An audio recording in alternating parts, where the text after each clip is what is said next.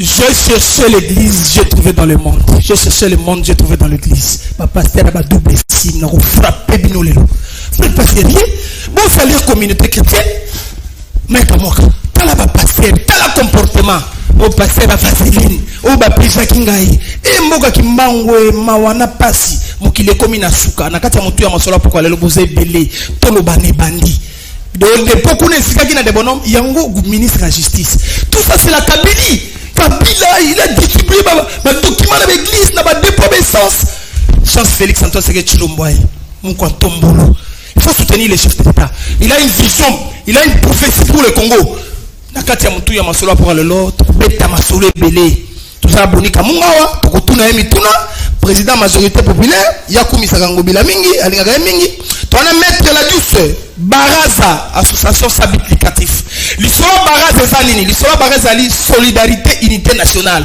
L'histoire Baraza Zanini, c'est humanisme dans la population écolo démocratique. Tout ça peut nous corriger awa. Na sipeli pour ayeyi. Ya za mwana ya chopa, ministre akala. Ya justice ba bengana to tuna mituna développement kuna tina moya leo mukolonini. Tout ça peut nous mouvement de libération du Congo. Bemba akanyi monoko ba bingai na ngana asage. Na otali sonde ozokende. Mais matali politique, après la proposition, mais matali l'électoral, tout cela peut qu'on a Pepe Mbosso, Joe Biden. C'est seulement Boni Kamunga. Cette pratique doit cesser dans ces pays. Ouverture, il y a session en mars. Joe Biden a mobilisé votre nagata parlement Betele Maboko. C'est la Sony. Vous devez éviter ce genre de comportement à Kabila.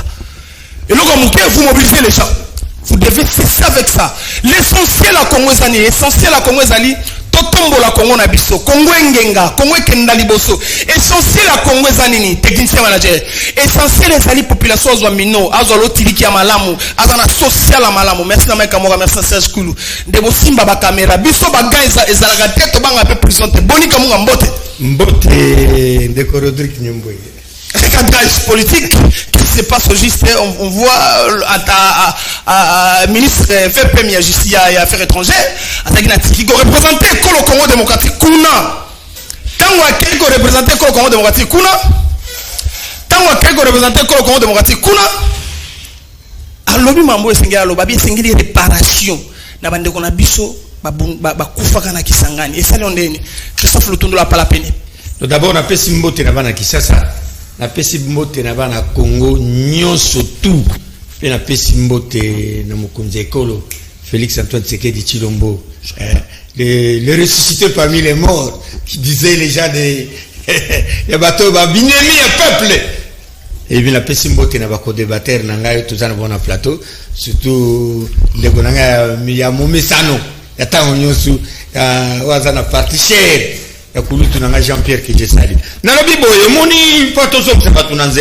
gouvernement de Warrior vient à Christophe Apala Lutundula, que j'ai connu depuis la conférence nationale souveraine. La défense, la intervention, un monsieur correct, honnête. Mais ce que j'ai regretté, et ça, ajustement, il y a Mbalao, tu as Turquie qui représentait la République, à cadre. Il y a Parlement. Non, monsieur Lutundula, monsieur le vice-premier ministre, vous devez recadrer les faits. Il y a au moins une zone qui s'est là. Je vais vous remettre sur les rails, monsieur le vice-premier ministre. Olobi Makambouya, o etalaki bitumba oyo babunda kana mabele na biso entre le Rwanda et l'Ouganda. Nde babunda kana mabele na biso. Si le Rwanda a été épargné, c'est parce que le Rwanda n'est pas signataire de l'accord, des traités plutôt. A signé qu'à traité. Yango Moni, Rwanda, mais Ouganda comme un signataire à traité, il y a Cour internationale de justice, Yango, la Funda qui est. Et c'était pas facile à cette époque-là. Schéma 1+4 avec le Belgera à l'intérieur. Balié, il y a Ouganda, il y a un gouvernement à cette époque-là. Mais un homme a levé le ton, il était de l'opposition politique à cette époque. Maître Kisimbangoy, les bâtonniers Kisimbangoy, pas bâtonniers Kisimbangoy, les bâtonniers Kisimbangoy, bah juriste Balia et Belé, pas je suis pas juriste, bah faut dire qu'on aide sur quoi passer Bargimani. Après le courage au sein du Conseil des ministres, à lobby, nous devons porter plainte contre l'Ouganda avec le Rwanda. Mais comme le Rwanda n'est pas signataire, alors l'Ouganda est signataire des traités. Alors, débat, c'est là qui où est la conseil de ministre. Mais le ministre Lutundu, le VP Malabi, et Sengeli Baba qui s'est mis solo. Non. D'abord, suivez d'abord.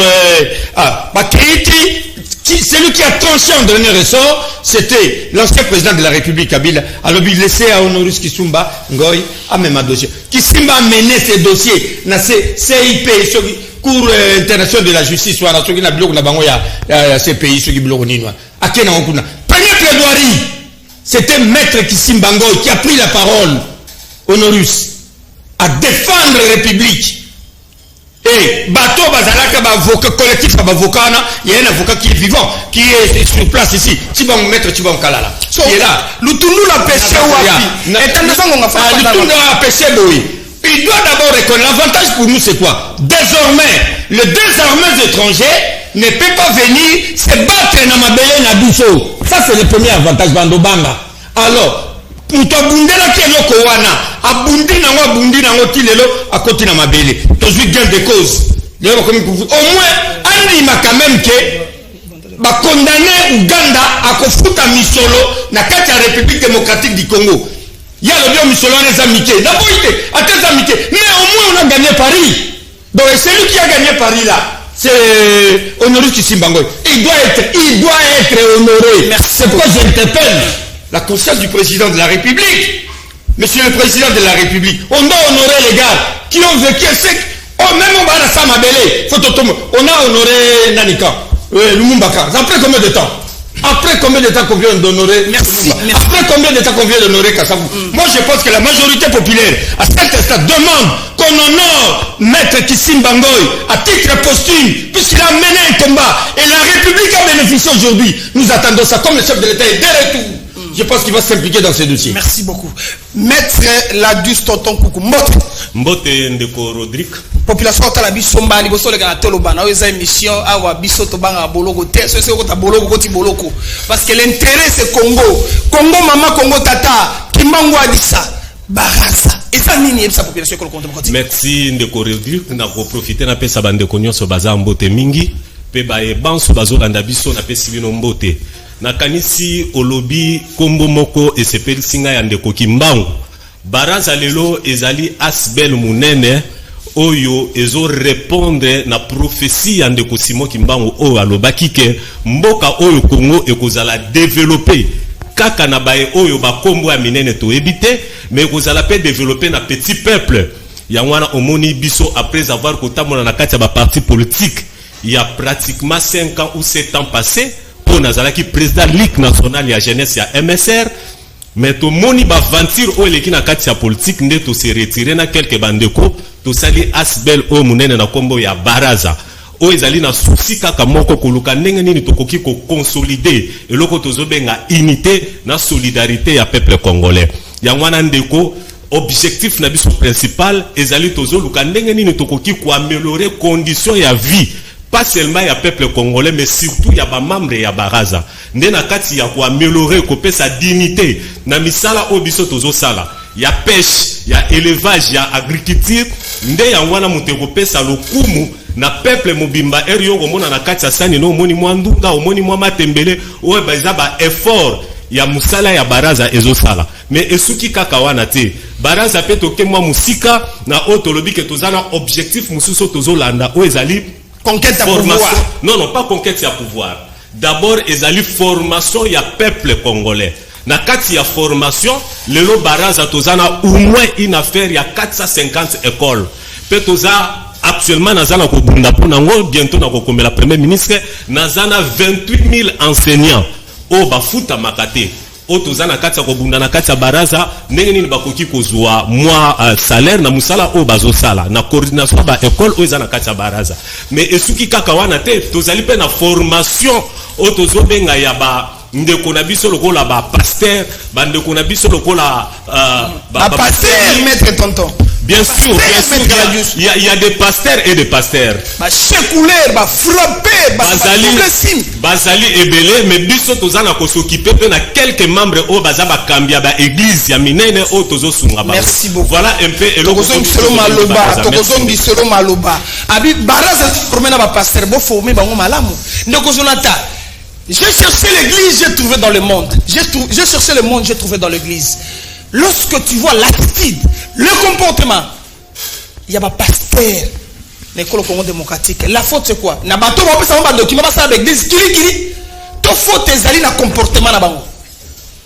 Moi Namboka Rodrigue merci. Mbote mingi na ba ndeko ba etozi na bango occasion ko so la école Tongo ya lelo. Mbote pe na équipe technique ko accompagner biso. Olimbi sipo na mongonga mokewe l'écrit na tango na ngala ko se présenter na plateau. Mais les kambu ya organisation ya ba église na mboka na biso responsabilité yango eza l'état. Na lobaka ngo ceux qui parents ya wa congolais ezaki l'état congolais faut benga les parents mal éduqués a ko éduquer bana ndenge nini parce que yé moko ayebité sans éducation. La structuration et l'organisation dans une république dépend de ce pouvoir créateur qui est l'état.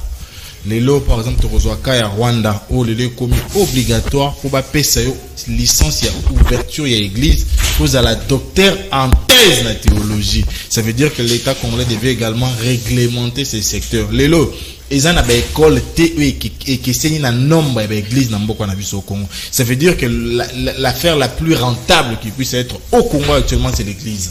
Parce que qu'on a dit mais qu'on ça m'a mutaluka subasma na yango qu'on action de grâce qu'on ça mutaluka subasma na yango qu'on a sombé la pasteur mutu ko soma 5 mutaluka subasma na yango ça c'est un élément de détail nayoki président Bozia wa président Bozia ko ba ko ba honorer Batoni Kisimba bon na éviter sur le président Longwe na union sacrée mais sur ka na union sacrée faut que tout na bango pour la niti le ba yamba mukwengete prix Nobel ya paix. Ba passeport diplomatique au ba pesi na moto abini sakaba na biso abasi bolumbu na moko ba citoyen français ba pesi passeport diplomatique baza plus congolais que mokwege lelo ba université munene na monde ba kozwa ba auditoire na bango ba kozwa ba amphithéâtre na moko pesa kombo ya mokwege pona ko perpétuer kombo wana na Congo précisément na Kin déjà union sacrée salinini ata ko yamba ya pamba ba yamba été. Donc, si j'ai mon coin intéressant, les Cambouya décision à CIJ. Vous savez, je l'ai toujours dit, le plus performant des députés que l'on puisse avoir dans notre République s'appelle le Tundula. Le plus performant. Mais le plus mauvais des ministres que l'on puisse avoir, c'est le Tundula. Pourquoi? Parce que Naba agissement, on ne sait pas faire la nette démarcation entre la fonction ministérielle et la personne de Lutundula. De là, les Cambouya, il y a décision en cour internationale de justice. Est-ce que c'est l'État congolais qui a réagi ou c'est son ministre? Ce qu'il faut tout ça la carte de démarcation. Ce qui est un ministre rendé à réagir. Est-ce que position n'a faut ils la débat na biso? Est-ce que position n'a faut ils la accepter? Yango motuna les loyo biso nyon surtout kubeta tangba sur réduction sensible. Il y a quoi fallait de ça pour la réparation. Mais to kubeta te coup il y a affectation nette au bandeko bakene ko samba bazwaki toko beta teli kambu ya ba préalable to pe malobo ba pesa ki bango to bakene ko samba c'est en fait ça la réalité parce que proposition à réparation c'est nous qui l'avions fait tant to kei est-ce que to sais qui proposition mon sous toté et seuls deux ministres doivent nous répondre les ministres des affaires étrangères et le ministre de la justice parce que moko à gérer question à coopération, donc aujourd'hui nous pensons que comme il est perdu, il ne sait pas s'il engage l'État ou il engage sa personne, nous avons cette réaction là. Monsieur Lutundula doit pas avoir le courage de dire que ceux qui ont des décisions juste s'attendent que justice dans le comité bon amboka na ye. Lelo ngala lukana ye ba sort ni les a réservé na bato bazora na Kingabo pour noyer ko na mandoki. Ils ont été condamnés, ils ont été acquittés. Quelle est la conséquence? Aujourd'hui, moi, j'apprends que mon kondiako aux ordonnances, à l'obitenga, on a une décision à combat ba congolais, na gracier, et puis mon tomo a beau bimisa. Vous posez la question, na komitu na mutu na jaki ndala leona barnabe, statut na mona maka les années. Vous comprenez qu'en réalité, tout ça la situation moko l'état est moko akufi. Dès la barasui tout ça qui l'état on a papa on a mal éduqué. Merci. Rifé notable ya Chuapa. Population à biso singeli tozwa ba sujet belé to ba po tant to yana deuxième tour to vanta sko li solo ya Congo ndeko nga boni citation ya Chopa. Merci Ming ndeko Rodrigue Kanyembo mopanzi sango monene pe na tombeli bandeko nyonso oyo bazali ba ko débatteur na ngai na pesi bango mbote na pesi pe ba congolais nyonso o bazali kolanda ngai mbote bana ya chwapa bokungu ikela monkoto bwende befale na pesi bino mbote. Papa Rodrigue mopanzisango munene na yebishi yo ke chwapa eza na matanga. Nani akufi na chwapa?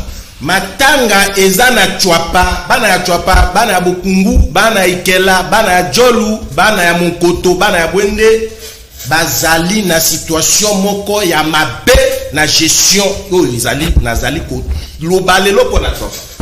Chwapa ezali na matanga pona nini? Chwapa ezali l'unique province na Congo où ezali habité na peuple moko mongo dans son ensemble na chwapa. Soko okei na bokungu, okei na ikela, okei na jolu, okei na bwendo, okei na mokoto, bana ya chwapa bazali ko se communiquer na monoko moko bengi mongo kimongo. Malheureusement l'auteur intellectuel oyo ayei pona ko kabola chwapa. L'auteur intellectuel, monsieur le gouverneur Pangas Bongo Nkoi, nde ye mubebisi ya chwapa. Ye moto abandi ko bebisa chwapa na division wana ezali ko kabola bana ya chwapa pe chwapa ko tikala ko tambola na Babyloti ligezate nzeleze ya malongo ezalite na yebishi yo mai kutokomeleza te na yebishi ba retrocession bozwa kakenda wapi apa naza ko yebisa ke neti na tongo ya lelo nazo yebisa yo pe naza ko fungola bana ya chwapa miso boyebi ke misolo ekotaki na chwapa avant-hier mais na ngongo naza koloba mokonzi ya chwapa o ayebi ko détourner mbongo ya chwapa azali ko préparer ndenge nini mbongo wana ko sala misara chwapa te natango biso tozalaki babane ko pesa biso frais de fonctionnement ezalaki 77 millions frais de fonctionnement malgré yaki mingi te mbala mingi te mais sikoyo na ba effort ya président de la république pour na bitumba na ye pour na misala tambola malamu alongoli de 75 millions comme si na 217 millions pe na frais de fonctionnement wana 217 millions soko sali ba calcul azali ko futa ministre kaka na ndenge azali ko pesa na tango na biso 1,5 million ya frais de fonctionnement soko zui 1,5 million ya frais de fonctionnement 10 ministres baza na combien baza seulement na 15 millions soko zui gouvernorat aza ko futa batu kuna 200,000 francs congolais 200,000 mutakosa ya 200,000 ezanini o wana na ba est-ce que comme tout na suka babi même donc bino bolaki ministre na chwapa wana donc ça veut dire faut document à l'état ba juriste ba babi document à l'état ba sala copie libanda c'est vrai mais na yebisu yo ke ngai moko oyo nazali kolobani nazali ministre nazalaki ministre natikala kokoma mokanda na kati ya cabinet na ngai te papa tikana yebisu ke mbongo sikoza na chwapa chwapa mbongo na bino eye bana ya chwapa bofungola miso mbongo yake koti na banke ninge kutabanda kuende panzana 217 millions ekotaki na yebi ke ba député bozona na ngai soki bozana information wana bola na ngai parce que ezali ngonga ya suka o naza ko yebisa bino ke ngonga na bino ya kolobe koki pona Pangrasi Bongo gouverneur na biso akende tokoki ko espérer neloko moko lisusu te ngana za lokola ngolo soka bisi bino mongusu aza malade na kati ya mai koti atembete tokoki ko espérer eloko moko lisusu na gouvernement wana ya Pangrasi Bongo te eloko ya malonge ezali kuna te bana atapa ko fungola miso mbongo na bino eye linge sala misala mais ko sala misala te ko futa batu te linge bénéficier na moto moko pamba o linge recoloniser chwapa. Merci beaucoup ndeko oza moto wa mouvement de libération du Congo bandeko ya MRC ba otala biso na nyoso ndeko alobi ozape moto a chwapa alobi ya solo to abuki lokuta. Merci beaucoup Ndeko Rodrigue Nyembo pour na octroi ya parole comme nazako profiter ko pesa d'abord merci pour na invitation na PCP mbote na ba kongomani nyoso o bazako landa biso moment oyo na PCP na profiter na occasion ko pesa ba co-débatteur o tozana bango na plateau awa mbote plus particulièrement mon kulutu vieux bonnet o na moni na sepeli ko mona na plateau. Bon, affaire Makamoza s'est passé na Chwapa, c'est un peu ce qui se passe presque dans toutes les provinces Yambo Canabiso. Mais kuna les ana mo ba particularité.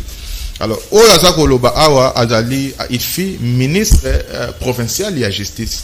C'est-à-dire qu'il maîtrise ce qu'il est en train de dire. Donc ngana ko yu ko contredire était parce que Yazala ki kuna a travaillé avec les gouverneurs, il sait de quoi il parle. Alors, Makambo Azakoloba est tellement grave. Ok, Ozako sala effort que Mokonzi Amboka na ba service na il faut balande lango parce que bientôt là tous un projet où ils sont en gestation déjà il y a 145 territoires. Et puis 145 territoires on a beaucoup d'enjeux. ok, chacune des provinces a bénéficié une affaire, il y a 10 millions de 100 millions de dollars. Alors, c'est beaucoup d'argent. Alors, banani ba ko gérer mbongo, banani ba ko gérer ba projet wana. Si on a 45 territoires avec 145, si on a des gouverneurs qui ne sont pas qualifiés, si on a des gouverneurs au bazo zo ba province et comme logo là ba vache aller na bango. OK, une fois ka mbongo côté ba ke ba décaisser, ba ke ko 600 pour na ba fait na bango moko.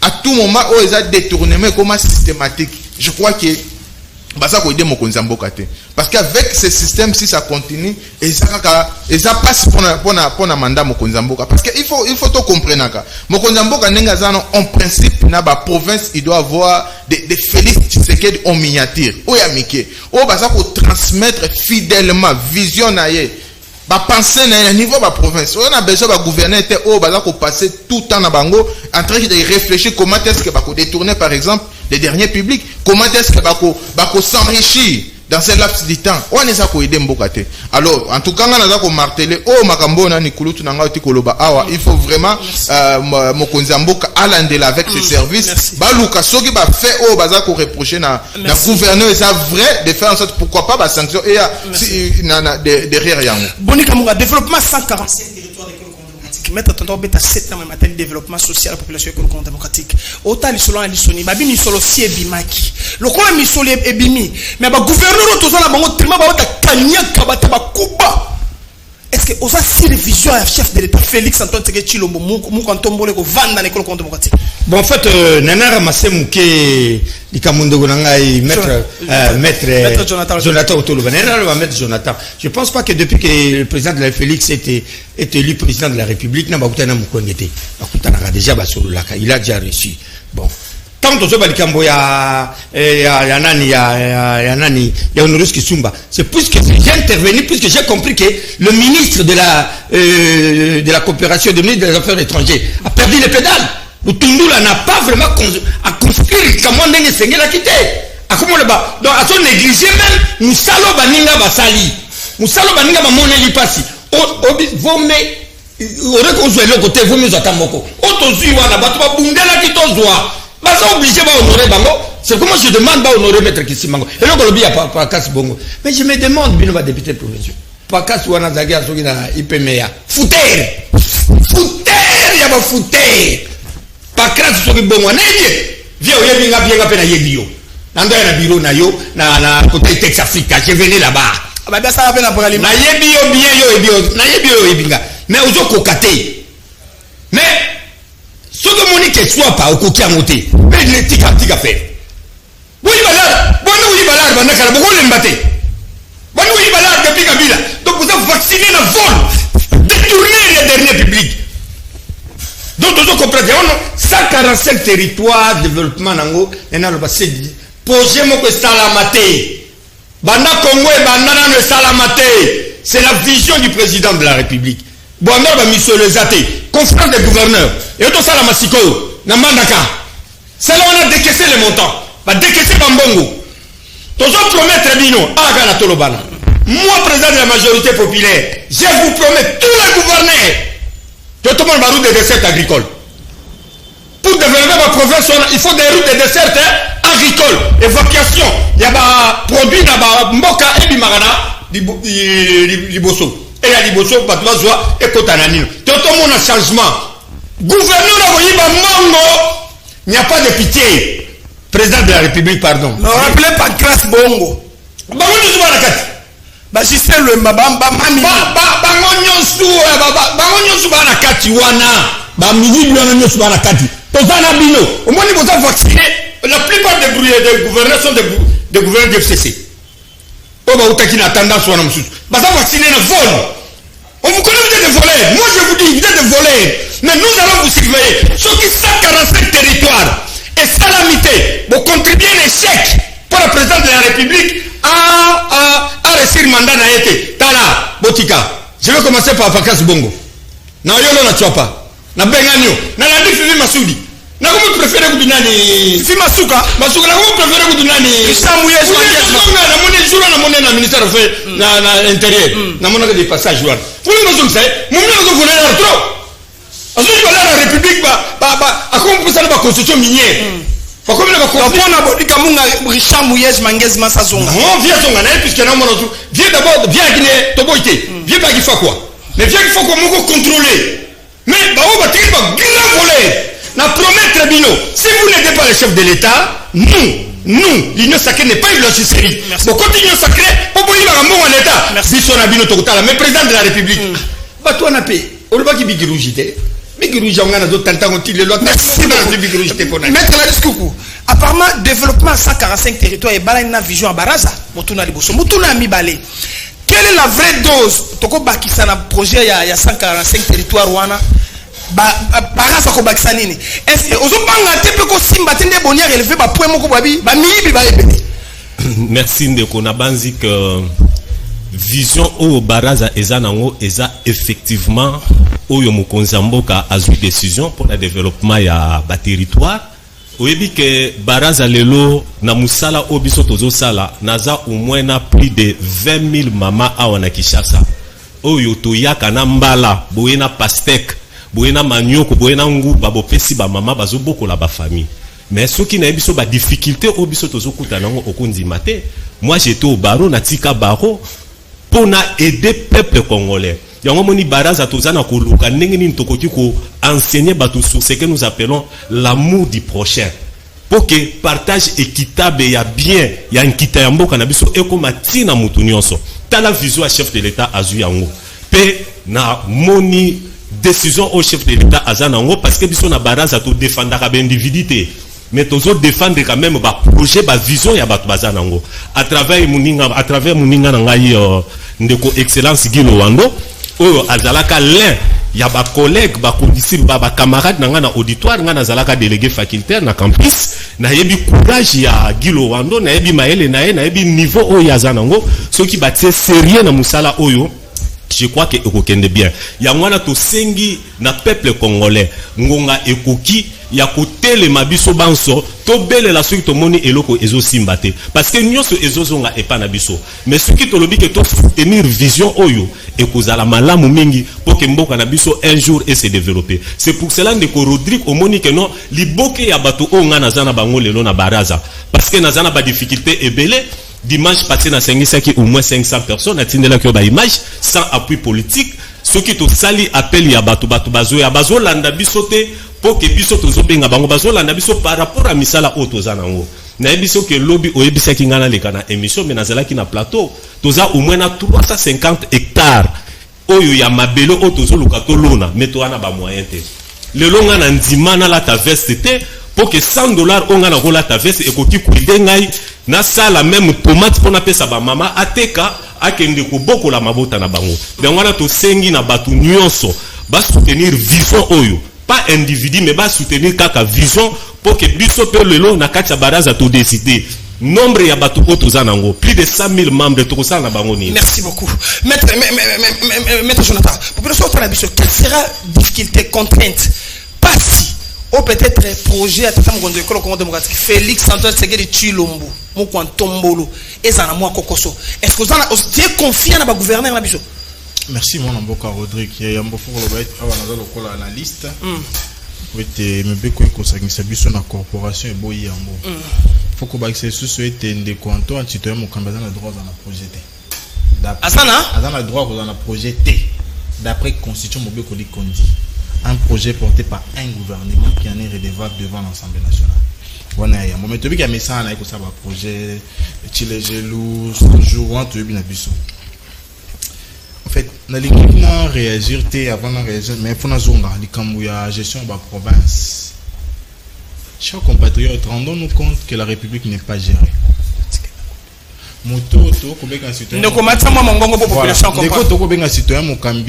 La conférence de gouverneur en 2020. Alors, on va évaluer le gouverneur après 3 mois.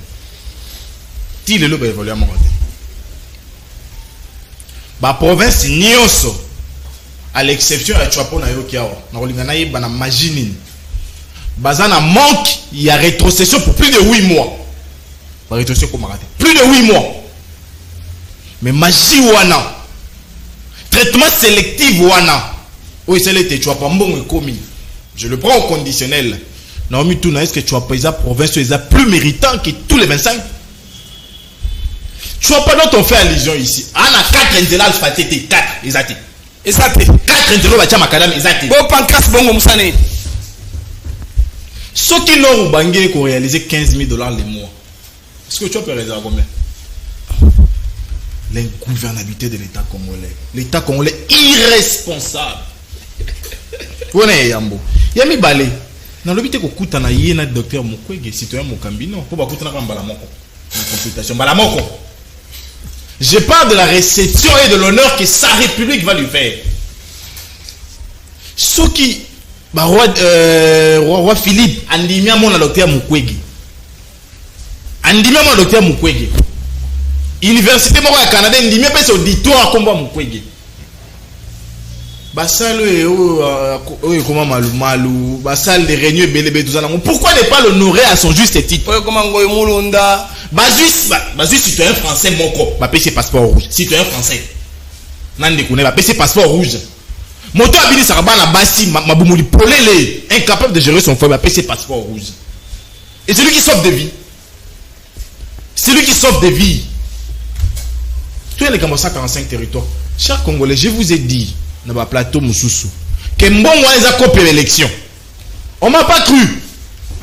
Batongi oso balobeli situation à 45 territoires. Mon côté besibino montant ils a alloué pour le programme moi. Mon côté montant global.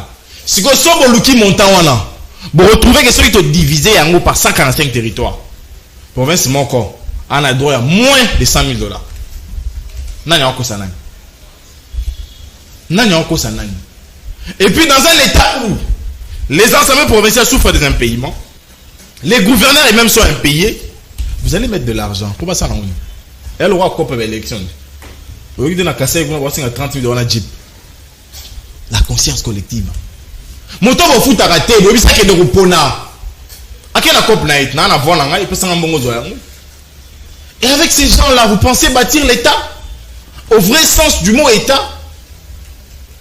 Des sommes modiques. Le roi va 214 de francs congolais. Et créer panique.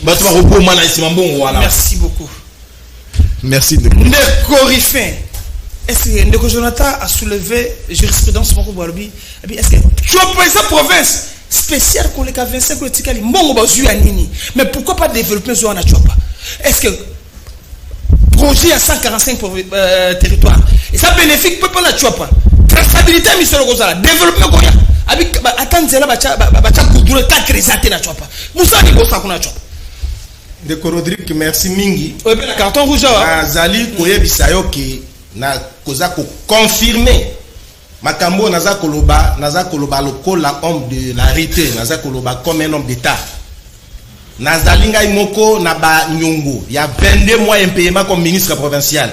Le makambo yo maître naza koloba ezali ya solo, mais ezali te ke mbongo ya rétrocession ezali loko mosusu. Mbongo ya fonctionnement ezapé loko mosusu.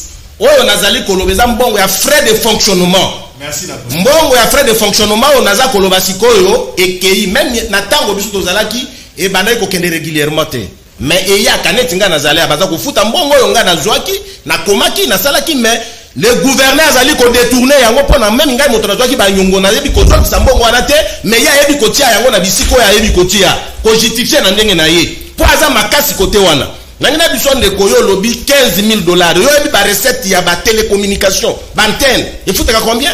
Il y a des gens qui sont comme le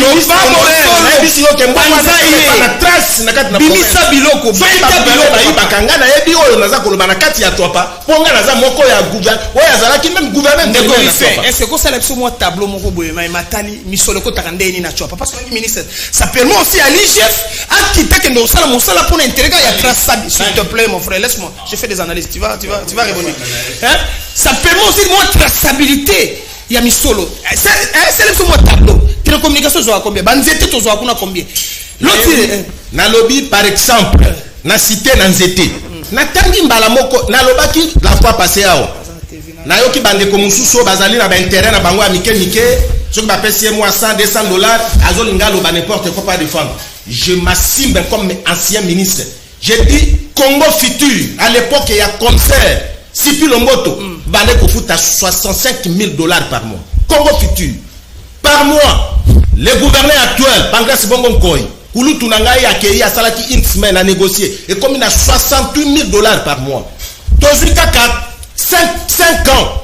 Il y a gouverneur Bongo Tozan a plus de 4 millions et quelques. Oh, il y a Zumbongo. Botuna ye mbongo wana zwa kayango. Ate sali moi si tout ya Congo Fiti j'insiste parce que côté Bolangala na yebi ke ba chinois kuna ba complication moi muke poku nezali 900 000 quelque chose ezalaka. Mais les autres ba Bolangala kuna ba chinois bazo bini sa pesa kenda mundambu wana futa kaka biye kwa yawa. Ya banda kana bwendete. Yezo ngaka soki mbongo kei ya landi. Soki te atindi moto na ye kende kozwa mbongo. Na lobby je m'assime que ba recette dans la province. C'est pas pour rien que ba sala qui décentralisation c'est ba recette ezali. So na bena kota na ba domaine papa, moi vous belé. Mais kota ça passe. Ya na lobby tableau. Na domaine de télécommunication na domaine ba foot na domaine de télécommunication ba foot par trimestre. So ko zu vous d'accord. Après ça combien papa Lupa. Na yebisio que ezali ba $46 000. Les mots. Ok, so ko sali papa, naza koloba yango boye. Mboka na biso ezali na mbongo ezali siko problème ya mutu mbisi epolaka liboso api na mutu soki mokonzi ya province azali kosala eloko moko te boko s'attendre eloko ni papa moto yavandaka na Kinshasa awa aliaka na Kinshasa ça veut dire que na milito yozo Nairobi itinérance c'est ça le makate akende ata mbala moko te pendant 5 ans itinérance intérieur nebi kaka mbala moko ya kweba te so mboka ndenge ni papa na ngai webi ke tozali kolobawa de Rodrigue za makambo ya minene yango na biso ya twapeza na matanga bana twapa mbongo ekomi ça 17 millions ouais commis déjà pour merci les corifés on va te la yango que seul mbombo merci beaucoup merci beaucoup yoka ba révélation seul mbombo babi mbongo kate balé tu fais dit takidi mbongo kende ne balé quelle stabilité misolo les tes ndengeni apparemment bino pene nyosa keneza blanchisseri mutauta ina FCC na kabila kuna il a échoué lamentablement mais vous l'acceptez vous le placez comme gouverneur. Merci beaucoup Ndeko. Moi voilà. Tu vois que tu as par exemple il y a pour développement il y a un projet tata mokondia 145 territoires. Bon, merci beaucoup pour la question. Tout la révélation moko eza grave. Yo poser question que non bino na union sacrée bozu batu ba otage pas Kabila ainsi de suite. Bon, c'est ça que nous sommes en train de parler parce que le problème il y a niveau la province eza tellement alarmant même sur hôtel de Konzambo ça qui tourner ne fils que quand na grand Kassa ou a découvert qui kuna c'est grave. Mais c'est un peu partout dans toutes les provinces. Mais dans Grand Équateur aussi c'est grave et ça pire parce que donc la province est gérée comme une boutique. Donc il n'y a personne qui se rendre compte, il n'y a personne qui contrôle. Donc le gouverneur pour la plupart, effectivement des kuluta alors, azo gérer province en distance. Atigi na moi patin soit vice gouverneur soit appelé intérim mais pas ministre. C'est difficile que pas passer même vice gouverneur. Alors, il y a ça l'intérim. Azo c'est faire ces gestes nyoso ou azo vous passer na niveau province. Une fois que soki mbongo ekoti, il y a qui na ye azu ezaka o ba benga opération aller retour.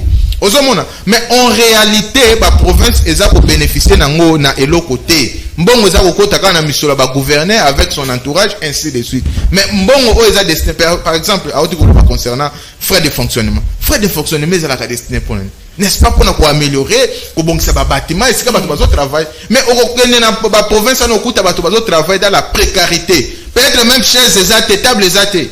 Bazo travail dans des conditions très difficiles. Mais bon quand même ça kobima parce que ce hôtel bango il part toujours rétrocesseur. Mais bon à fois de fonctionnement par exemple ça fait quoi?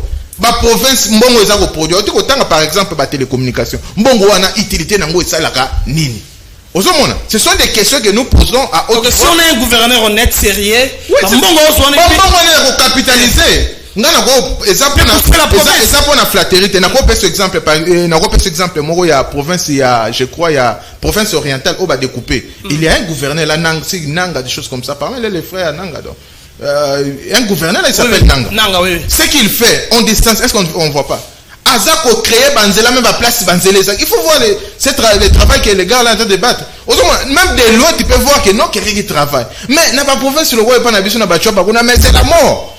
Ozomona ke aucune initiative moko ezate gouverneur azana yo wana fandaka pona lia kambongo eloko ezate alors crainte nanga eza plus concernant projet ya 145 territoires ozomona parce que bandeko Jonathan nde bazana bazozelaka échec bango baza baprophète de malheur bazozelaka non en tout cas tozela mpona toloba ozo comprendre alors yango wana toza komartele plus mokonzi atala bagouverner nini ya kotravaille na bango atala ezo concerner territoire mais c'est chef de territoire bana pouvoir être devant gouverner alors il faut kotala l'homme qu'il faut à la place qu'il faut ndenge moko alobaki na tour asuka sinon te ekozala isusu eloko moko oke tokoya kolela nde kolela alors après ça bandeko Jonathan Matia parce que bazozela ngo alors pona ko chiter na koloba concernant alobi affaire ya nani il y a docteur Nabiso qui te respecte quand même mingi pour Nobel de la paix Mukwege. Mais ngana webisa ndeko Jonathan ke administration ou soit gouvernement ça ne fonctionne pas selon ndenge yaza ko kanisa. Mokonza mboka sali 3 ans il a encore 2 ans devant lui. Ne soyez pas surpris peut-être vers la fin ayamba ou soit à soit de province mais pèse na kombo na.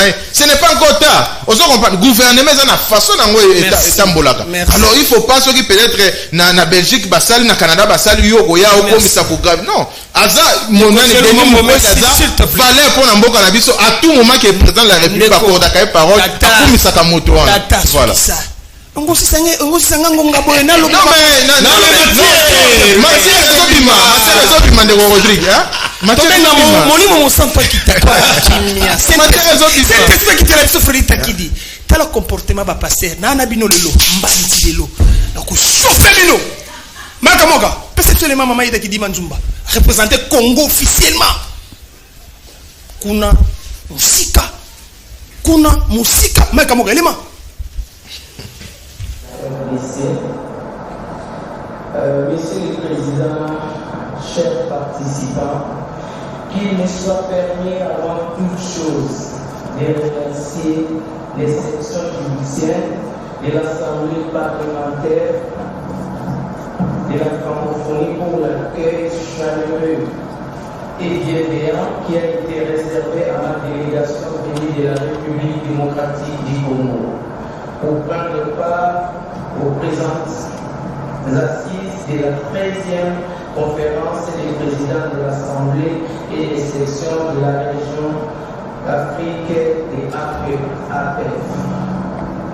Une fois de plus, merci. Aussi pour revenir à l'essentiel de ce qui nous rassemble, ramène ici à Djibouti. Je souhaite articuler mon intervention de manière très brève sur les points suivants. La crise socio-économique qui frappe nos populations, la prolongation de l'état de siège à l'est du pays, les préparatifs des élections présidentielles, législatives et provinciales pour 2023. S'agissant de la crise socio-économique, notre pays, la RDC, connaît encore d'énormes difficultés. Cependant, le pays poursuit des efforts considérablement. Bouléléla. Congo, j'ai des larmes aux yeux pour l'avenir. Ni Naïm national, ni Togolégué na génération future. Togolégué va passer à Bakuba, il va frapper, il va doubler C, tout Togolégué ni. Monsieur le ministre de la Justice, na Sengi Nayo, photo réglementaire secteur dès aujourd'hui. Majorité populaire Ali Toko accompagner Bango. Si nous devons aller te accompagner, de mettre tonton pour te accompagner, de accompagner grâce bongo ya chuapa. Il y a un carton rouge tango. Boulele là. Match ya makasi abonika munga. Population ta la biso. Avant ça l'analyse à Mamaïda. Qu'est-ce qu'on peut réfléchir? Na nyoso eleki, ba passer comme ibusoto, salité. J'ai cherché l'église, j'ai trouvé dans le monde. J'ai cherché le monde, j'ai trouvé dans l'église. On donne raison qu'il y a frère Patrice Ngoy Moussoko. Banani ba pasteur, ba comment ba frappeur, ba checouleur, ba double sim. Naina Lobaka, félicitations à mon jeune frère. À recadrer Jonathan. Jonathan fait agenda chef de l'État et Zandeng to kanisela wanate. Docteur Mukwege nenga lobi za valeur pour la République. Honoris qui Simbango y a za valeur pour chaque chose à son temps. Mais ne pense pas qu'il y a un mandat chef de l'État et si là. Pourquoi bino bolingi ma nyusu za mabe pona bino. Ba tsoki ala soki kenda na bina ngate. Pourquoi vous pouvez tout Donc, on dit que Jonathan a platé comme ça, Namawa. Parce que l'Obaga m'a dit, il y a jamais les malades pour faire des malheurs. Pour faire des malheurs. Bon, dans ce cas, on dit que je ne m'attendais pas que Palou regorge par potentialité modèle. Maman Ida, Zumbaku Chapo. Donc, il message na yo, na Djibouti, na rencontre avec parlementaire. Moi, si vous avez Télémi, Aldu Maloba, pour na Congo, ça mobile Télémi, va quoi acclamer. Oh, Maman Ida, ba maman père Makasi Baali, Zama Pambola. Je comprends pourquoi Mayobo était le secrétaire général. Donc, Mayobo tête, Moutouzou Sa Kitoko, Maman Ida Moutouzou Sa Kitoko, c'est le Sengo, Moutouzou Sa Kitoko, Maman Touba Sa Kitoko, et on a parti dans Djibouti, vous t'as contredire à Zate. La Djibouti, Maman Ida, félicitations. Le président de la République vous a suivi, c'est vraiment très bien. Mais ce que je vais passer, Zamawa. Non, il y a Jonathan Boussal comme très important. Et moi, pas le bas, m'envoie bien. Magasin Moutala Moukalva, paie ma moi sérieux. Le pays, sous-sous. Pas personnalité juridique. La création est faut à la docteur Anthony. Mais ici, bah, quitter à niveau graduat. Et puis, on va passer le mini. Bah, comme ça, va diplôme. Dans ma école privée, ça va citer et bien là, ça, c'est ma diplôme. Bah, quand ma parole, je suis apôtre. Je suis apôtre. Je suis berger. Je suis bishop. Quel bishop? Bah, tout le signe. Il y a beaucoup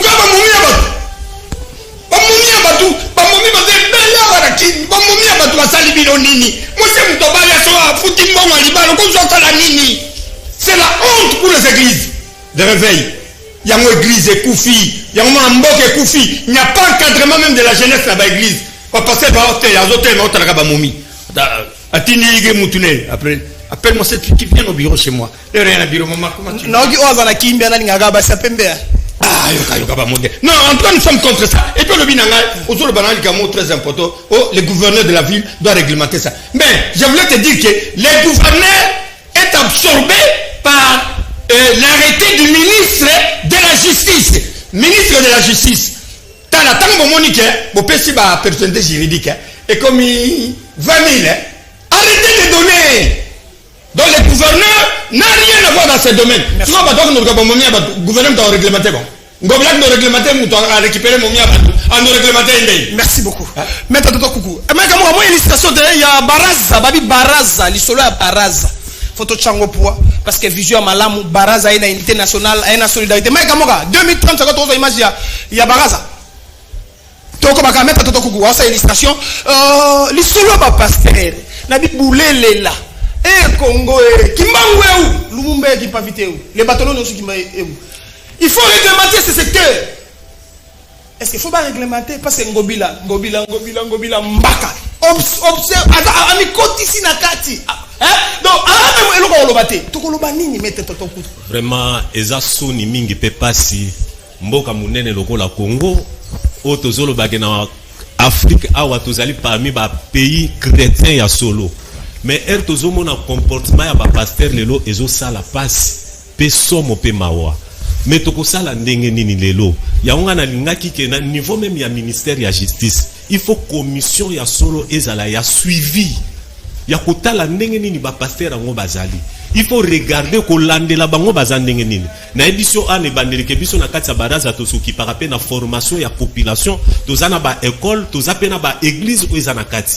Mais moi laisser passer moko boye, moi laisser aller moko boye gouvernement n'a pas condamné gouvernement parce que gouvernement n'a souci o yazana ngo ya peuple ya kotsa mutunyo so ya l'aise ya ko respecter constitution ezo pesa quand même moi autorisation wana mais na niveau ya commission na biso otozo senga na justice commission moko il faut ezala à partir de la commission, on a pas suivi parce que ça fait très mal. Église lelo est commis business. Il y a un moni que nos Bible lobby que dans les derniers jours il y aura des faux prophètes.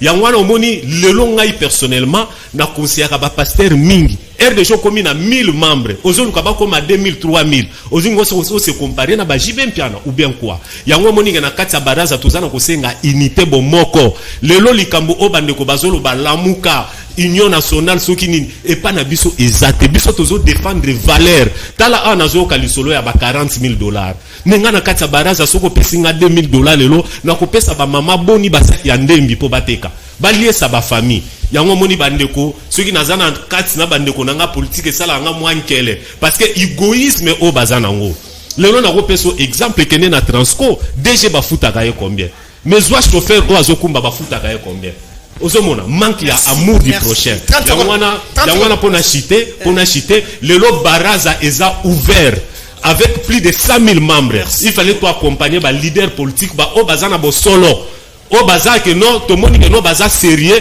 faut que tu soutenir merci beaucoup merci docteur nous avons émission Sidi mais pour une minute nous avons parlé la potolik voilà na yo qui a été bon ya ma docteur Mukega avant fin un mandat tu n'as pas dit ça s'il te plaît s'il te plaît émission Sidi dans 4 émissions tika le demandé aussi la été donc vers la fin du mandat un autre discours de plus irresponsable merci parce qu'on reçoit les musiciens qui ont perdu leur vie en Europe.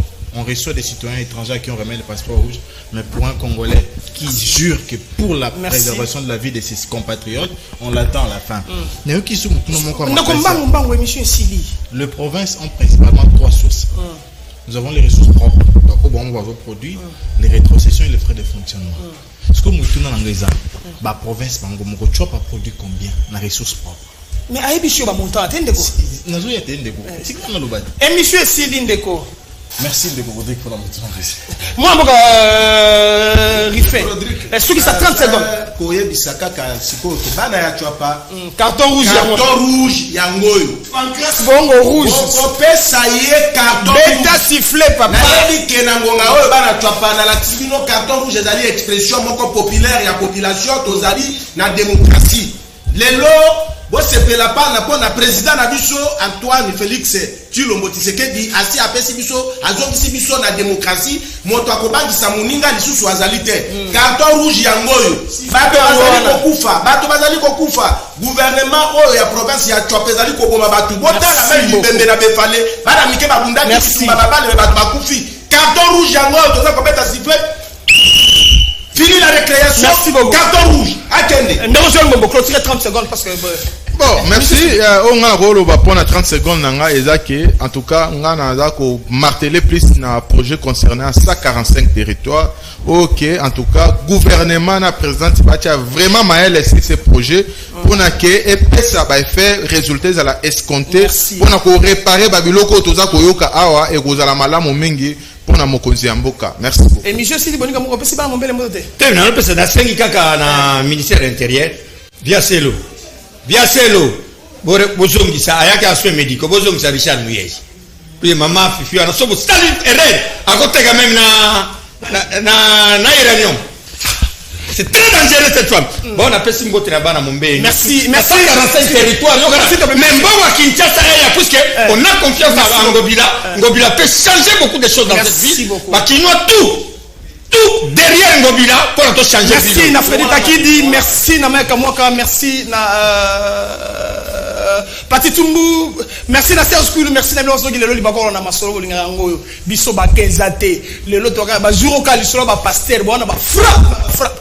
Tobanga binote sobo toba yima na binote bana na biso moyen d'église na bino obelisa bango to colère na bino cette émission bolana na poto toto pour 30 secondes émission si na ngai na lobake baraza lelo toza ouvert na bandeko nyonso balingi ba soutenir biso o alinga contacter biso ezala ba leader ezala bato bazana badon au mona ki ba uti opesa nga chèque ya $20,000 na ndeko moko aux États-Unis je crois que vous avez vu ça bakoki ko contacter biso à travers yo babenga yo bakozwa bana poto ko benga baraza pa na ngai na kozwa commission ko benga pa na ngai kimi encore na boto na bino au revoir.